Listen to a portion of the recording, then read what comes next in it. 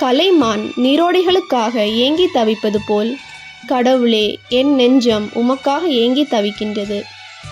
திருப்பாடல்கள் 42:1. என் நெஞ்சே, நீ நம்பிக்கை இழப்பது ஏன்? நீ கலக்கமுறுவது ஏன்? கடவுளே, நம்பியிரு. என் கடவுளின் மீட்பு செயல்களை முன்னிட்டு இன்னும் நான் அவருக்கு நன்றி செலுத்துவேன். திருப்பாடல்கள் 42:5.